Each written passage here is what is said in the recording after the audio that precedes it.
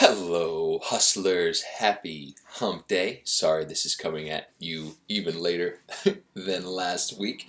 It just shows how hard it is to keep a tight container around the holiday times. For me, I swear to God, not only have the holidays going on, but I'm doing a coaching program myself that commands 3 nights of my time a week, as well as family commitments. So I'm like, wow, fuck.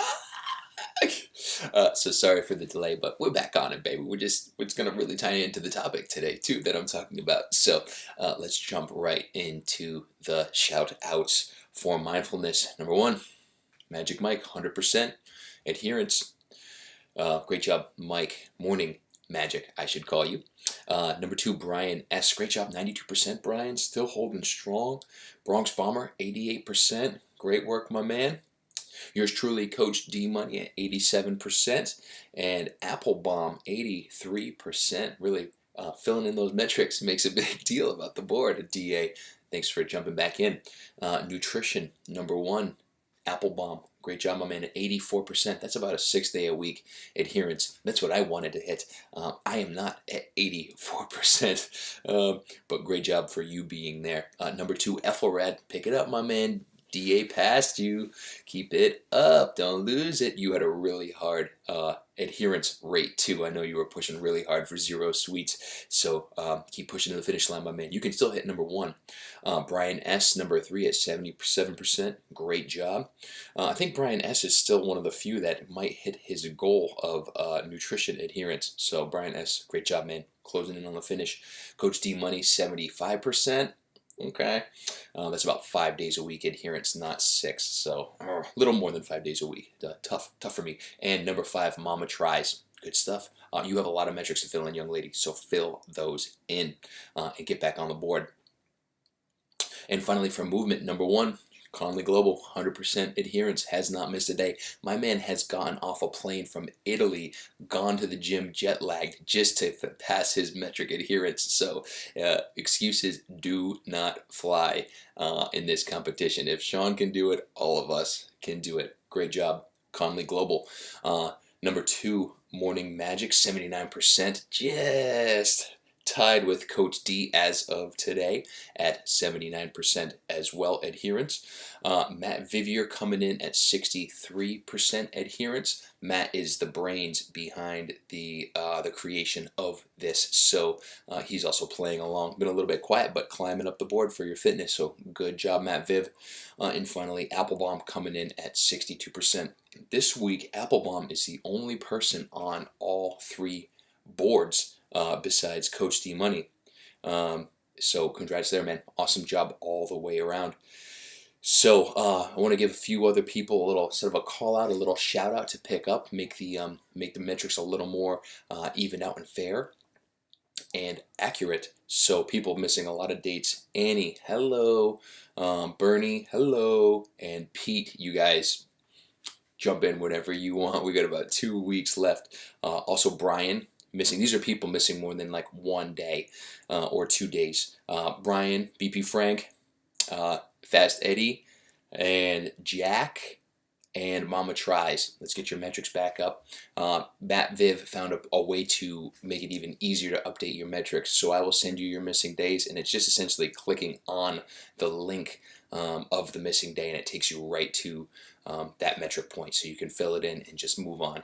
It's even faster than it was before, so you'll get those ASAP.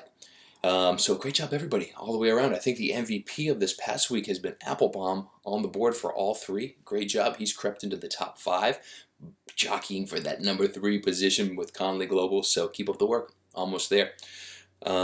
So talking today, this week, about growth mindset. And I read a book by Carol Dweck, who is a professor at Stanford of behavioral sciences. Really enjoyed the book, and it was a lot about how to focus your mindset not on natural God-given gifts or abilities where your talents are unquestioned, but more about the offering to yourself that everyone is human and everyone makes mistakes, but if we put forth our hard work, it's much more gratifying in the long term to credit our processes and our efforts, not our God-given abilities or talents, because then we show up as if there is a failure, or when there is a failure, we internalize it much more, is her research is finding. Especially, they did a lot of research with kids, in that the kids that were, communicated by their parents that they're just really naturally talented, they have more of a propensity to give up quicker, to take the failure more personally. Failure meaning maybe lose a basketball game, or not pass a test, or get the marks that they were hoping to get or studied for. Or if they did, they attribute it to their natural talents, not their efforts. So growth mindset, in a sense, is focusing on your effort, on your emphasis on effort, not natural abilities. About improving your ability, not proving your ability. I really like that. Let me say that again. It's about improving your ability, not proving your ability. Growth mindset is rooted in resilience, not helplessness, when failure occurs.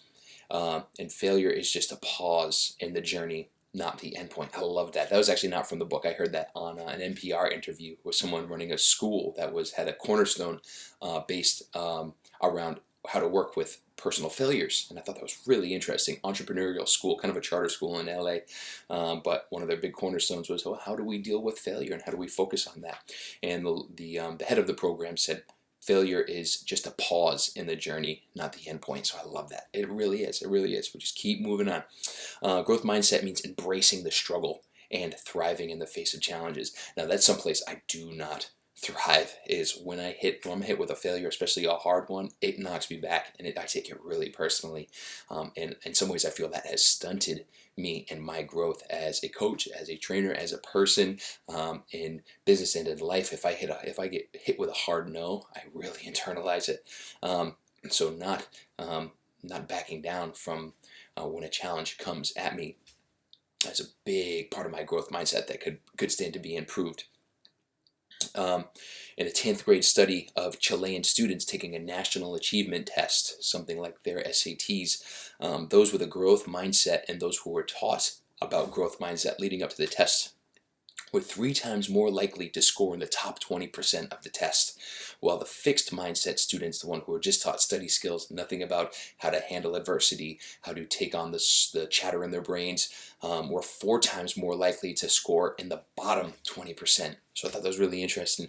Those who were equipped with the emotional tools to work with their inner voices and to work with setbacks were 3 times more likely to be found in the top 20% of the test, versus the ones with just the study skills given were 4 times more likely to be found in the bottom 20% of the testing scores. So a lot of emotional work around how to handle ourselves and our internal stories all the time, this conversation that never goes away. And what they learned in the study is that students can be taught a growth mindset. And in doing so, with that study skills training yielded a full letter grade improvement over students who had just received the study skills alone. So a few suggestions they found that worked was praise your processes, not your abilities. Meaning, if you're packing lunch every day and bringing it to work, and that's a new habit, that is to be celebrated. If you're making time to go to the gym 5 days a week where you were just maybe going once or twice, that is to be celebrated. If you are lifting a little bit more weight than you were before, that is to be celebrated. Not necessarily anything else in the conversation as by way of natural abilities, because those people are so few far between that the vast majority of us are the people that work the hardest for what we want. Eric Cressy says he's a very well-known strength professional sports trainer, personal trainer, has a few gyms across the East Coast, and a UConn grad, just like me. He says hard work beats talent when talent doesn't work hard.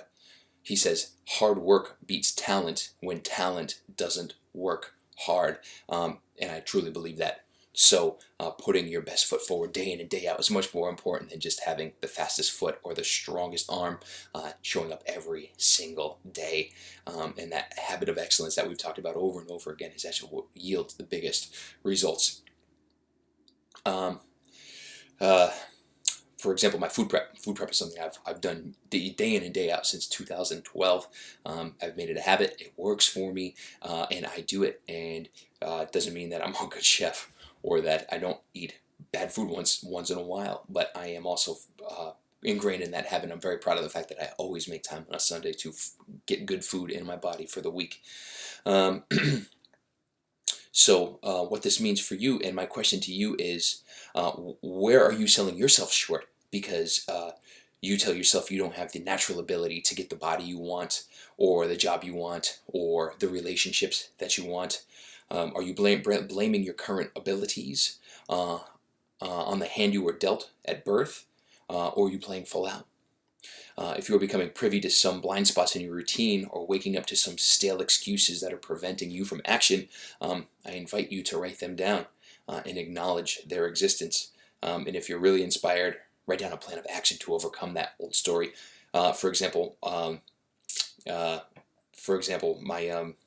I tell myself I'm not smart enough to expand my gym to another gym or a bigger gym, or that I'm not financially backed by someone who has a really good friend with a lot of money, or a family member that just wants to just foot their bill. And it's kind of BS that I'm making that up about it, because I've had pretty good conditions my whole life, but my not enough in this story revolves in my head over and over again, and figuring out how to overcome that has been a challenge up until now. So I just want to let you guys know that you're not alone in those feelings that might be coming up, where you might self-sabotage, or you might find yourself wanting to quit, or talk down about yourself, or what's the point.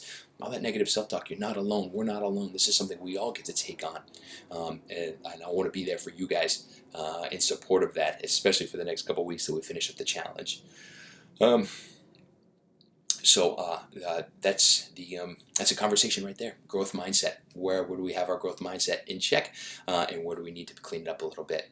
So I know this one's running a little bit long. I'll sign off, but I look forward to hearing from you guys. If there's anything on your growth mindset that you would love to share, I'd love to hear from you, and I'd love to share it with the group, because we're all going through a same journey, slightly different paths, but it's a relative same direction. So hope you guys have a great week. Happy Hump Day. Sorry it's a little bit late. And Merry Christmas. No, I'll talk to you Christmas Eve. I'll talk to you Christmas Eve. Leave a little bit before then. All right, guys. Have a great week. Talk to you soon. Bye.